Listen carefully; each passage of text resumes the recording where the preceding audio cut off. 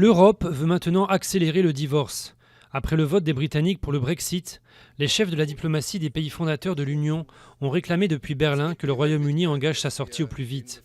La France a même demandé qu'il y ait un nouveau Premier ministre britannique dans les prochains jours. À Paris, François Hollande a déclaré que le Brexit était une interrogation pour la planète, avant de recevoir à l'Élysée les responsables des principaux partis politiques français.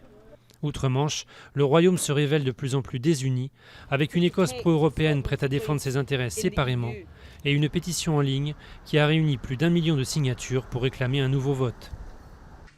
Le pape François se souvient du génocide arménien. Il s'est recueilli devant la flamme perpétuelle du mémorial du génocide à Erevan, et il a souligné que la mémoire de la tragédie ne pouvait être ni étouffée ni oubliée.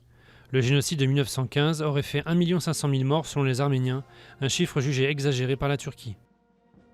Après le siège de la CFDT, celui de la CGT, des portes et des vitres du siège national du syndicat à Montreuil ont été dégradées dans la nuit de vendredi à samedi par 2 individus encagoulés. Jeudi dernier, c'est la façade de la CFDT qui avait été vandalisée lors d'une manifestation non autorisée à Paris. 26 ans après, le Racing décroche le bouclier de Brennus. Au Camp Nou à Barcelone, Euro en France oblige, les Racingmen ont battu les Toulonnais 29-21 en finale du top 14. Le Racing n'avait plus été champion de France de rugby depuis 1990. Un bébé ou non? Les vétérinaires du zoo de Beauval ont beau multiplier les échographies de Yuan Yuan, pas de fœtus en vue.